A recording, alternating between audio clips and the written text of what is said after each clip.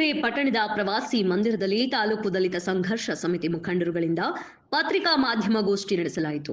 ಇದೇ ವೇಳೆ ತಾಲೂಕು ದಲಿತ ಸಂಘರ್ಷ ಸಮಿತಿ ಅಂಬೇಡ್ಕರ್ ವಾದ ತಾಲೂಕು ಸಂಚಾಲಕರಾದ ಕೃಷ್ಣ ಮಾದರ್ ಮಾತನಾಡಿ, ಡಿಸೆಂಬರ್ 12ರಂದು ಪಟ್ಟಣದ ಬಾಣಸಂದ್ರ ರಸ್ತೆಯಲ್ಲಿ ಸಂಜೆ 7:30 ಸಮಯದಲ್ಲಿ ಬಾಣಸಂದ್ರ ಕಡೆಯಿಂದ ಬರುತ್ತಿದ್ದ ಕೆಎಸ್ಆರ್ಟಿಸಿ ವಾಹನ ಬರುತ್ತಿದ್ದ ವೇಳೆ ವಾಹನ ಸಂಚಾರಕ್ಕೆ ಅಡ್ಡಿಯಾಗುವ ರೀತಿ ಅಡ್ಡಲಾಗಿ ನಿಲ್ಲಿಸಿದ 4 ಚಕ್ರದ ವಾಹನವನ್ನ ತೆರವುಗೊಳಿಸುವಂತೆ ಕಾರಿನ ಮಾಲೀಕರಿಗೆ ಹೇಳಿದ್ದಕ್ಕೆ 4 ಚಕ್ರದ ವಾಹನದಲ್ಲಿದ್ದ ಯುವಕರು ಏಕಾಏಕಿ ಕೆಎಸ್ಆರ್ಟಿಸಿ ಉಗ್ರಾಣದ ಬಸ್ ಚಾಲಕನಿಗೆ ಮನಬಂದಂತೆ ಥಳಿಸಿದ್ದಾರೆ.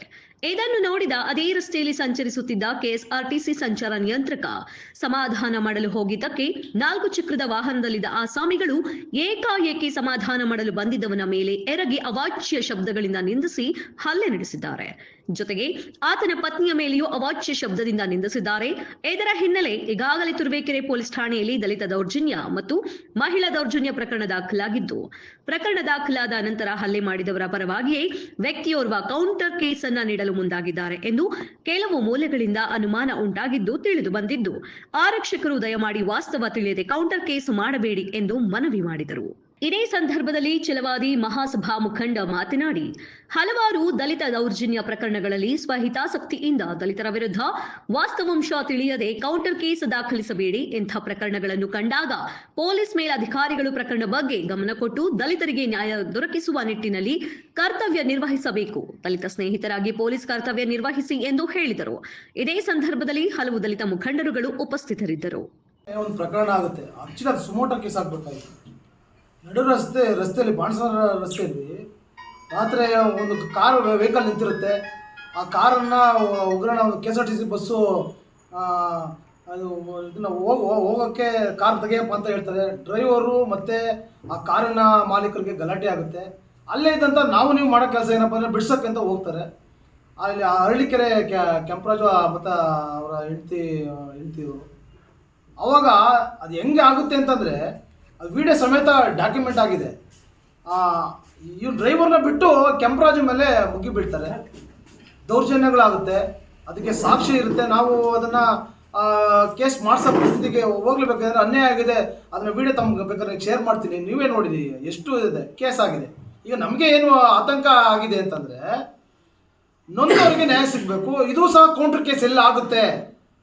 ನಮಗಿರೋ ಮಾಹಿತಿ ಪ್ರಕಾರ ಇದನ್ನು ಸಹ ಬಲಿಷ್ಠರು, ದೊಡ್ಡ ಮಟ್ಟಕ್ಕೆ ಇರುವಂಥವ್ರು, ಹಣವಂತರು ಇದನ್ನು ಸಹ ಕೌಂಟರ್ ಕೇಸ್ ಮಾಡಿದ್ರೆ ನ್ಯಾಯ ಸಿಗುತ್ತೆ. ಅವಾಗ ಯಾವ ಕಾನೂನಲ್ಲಿ ನಾವು ಹೋರಾಟ ಮಾಡೋದು? ಅವ್ರದ್ದು ಡಾಕ್ಯುಮೆಂಟ್ ಚೆಕ್ ಮಾಡಲಿ, ವಿಡಿಯೋಸ್ ತರ್ಸ್ಕೊಳ್ಳಿ. ಅನ್ಯಾಯ ಆಗಿದ್ದರೆ ಖಂಡಿಸಿ ನಾವು ಅದು ಆಗಬಾರ್ದು. ಯಾವುದೇ ಸಮಾಜ ಭಾಳಷ್ಟು ನಾನು ಒಂದೇ ಪರ್ಟಿಕ್ಯುಲರ್ಗೆ ನನ್ನ ಸಮಾಜದೇ ಹೇಳ್ತಾ ಇಲ್ಲ, ಎಲ್ಲ ಜಾತಿಯಲ್ಲೂ ನೊಂದವರು, ಬಡವರು, ಬಲಿಗರ ಜನರು ಹೋರಾಟ ನಡೀತಾ ಇದೆ ಎಲ್ಲ ವರ್ಗದಲ್ಲೂ. ಅದಾಗಬಾರ್ದು. ಯಾರಿಗೆ ಅನ್ಯಾಯ ಆಗಿದೆ ಅವ್ರಿಗೆ ಕೇಸ್ ಮಾಡಿ, ಕೌಂಟರ್ ಕೇಸಿಗೆ ಕೊಟ್ಟರೆ ಸತ್ಯ ತನಿಖೆ ಮಾಡಿ. ನೀವು ತನಿಖಾಧಿಕಾರಿಗಳು ಇರ್ತೀರಿ, ತನಿಖೆ ಮಾಡಿ, ಸತ್ಯ ಇದ್ರೆ ಮಾಡಿ, ಸತ್ಯ ಎಲ್ಲ ಮಾಡೋಕ್ಕೆ ಹೋಗಬಾರ್ದು ಅನ್ನೋದು ನಮ್ಮ ಒತ್ತಾಯ. ತಾವು ಇದನ್ನೇ ನಾವು ವಿಧಿ ಇಲ್ಲ, ನಾವು ತಮಟೆ ಚಳುವಳಿಗೋ ಅಥವಾ ಅರಬೆತ್ತಲೆ ಚಳುವಳಿಗೋ ಕರೆ ಕೊಡ್ಬೇಕಾದ್ರೆ ನಮಗೆ ವಿಧಿ ಇಲ್ಲ. ಹೋರಾಟ ನಮ್ಮ ಹತ್ರ ದುಡ್ಡಿಲ್ಲ, ನಾವು ಹಣವಂತರಲ್ಲ. ನಮ್ಮದು ಹೋರಾಟನೇ ನಮ್ಮ ಮಾರ್ಗಗಳಿಬೇಕಾಗುತ್ತೆ. ಮುಂದಿನ ದಿನ ಅದು ಆಗಬಾರ್ದು. ನನಗೆ ಕೆಲವೊಂದು ವಿಷಯದಲ್ಲಿ ಪೊಲೀಸ್ ಕೆಲಸ ಮಾಡಿ, ಈಗ ಲೋಹಿತ್ ಸರ್ ಅವರು ನಾವು ನನ್ನ ಪತ್ರಿಕೆ ಹೇಳಿಕೆ ಕೊಟ್ಟಿದ್ದ ಮರುದಿನವೇ ಎಲ್ಲ ವ್ಯವಸ್ಥೆ ಸರಿ ಆಯಿತು. ತಹಸೀಲ್ದಾರ್ ಅವರು ಸಮ್ಮುಖದಲ್ಲಿ ಡ್ರಗ್ಸನ್ನು ಇಮ್ಮಿಡಿಯೇಟ್ಲಿ ಏನಾಗಬೇಕು, ಇದು ತಾಲೂಕಿಂದ ಹೊರಗಟ್ಟೋ ಪ್ರಯತ್ನವನ್ನು ಪ್ರಾಮಾಣಿಕ ಮಾಡ್ಯಾರೆ. ಅಂಥ ವಿಷಯಕ್ಕೆ ನಾವು ಅಭಿನಂದನೆ ಸಲ್ಲಿಸಲೇಬೇಕು, ಒಳ್ಳೆ ಕೆಲಸಗಳನ್ನ. ಇದಕ್ಕೆ ನಾವು ಸಹ ನಿಮ್ಮ ಜೊತೆ ಇರ್ತೀವಿ. ಆದರೆ ಸತ್ಯ ಇಲ್ಲದ ಕೇಸನ್ನು ಅವರು ಸಹ ಕೇಸನ್ನು ಡಮ್ಮಿ ಮಾಡೋಕ್ಕೆ ಕೌಂಟರ್ ಕೇಸ್ ಕೊಟ್ಟರೆ ತಾವು ದಯಮಾಡಿ ಅದನ್ನು ತನಿಖೆ ಮಾಡಿ, ಸತ್ಯತೆ ಮಾಡಿ, ತಿಳ್ಕೊಳ್ಳಿ. ಇಲ್ಲಾಂದರೆ ಮಾಡಿ, ನಿಮಗೆ ಒತ್ತಡ ಇರುತ್ತೆ. ಇಲ್ಲ ಅಂದರೆ ನೀವು ನಾವು ಬೇರೆ ಕಡೆ ವರ್ಗಾವಣೆ ಮಾಡ್ಬೋದೇ ಹೊರತು ಬೇರೆ ಏನು ಮಾಡೋಕ್ಕಲ್ಲ. ಬೇರೆ ಕಡೆ ವರ್ಗಾವಣೆ ಮಾಡಿದ್ರೂ ನೀವು ಅದೇ ಅಧಿಕಾರಿಯಾಗಿರ್ತೀರಿ ಹೊರತು ಬೇರೆ ನಿಮ್ಮ ಪೋಸ್ಟ್ ಆಗಲ್ಲ. ಹಾಗಾಗಿ ದಯಮಾಡಿ ತಾವು ರಕ್ಷಣಾ ಇಲಾಖೆ ದಯಮಾಡಿ ಸಹಕರಿಸಬೇಕು ಅಂತ ಹೇಳಿ ಈ ಮೂಲಕ ನಾನು ಒತ್ತಾಯ ಮಾಡ್ತಾ ಇದ್ದೀನಿ.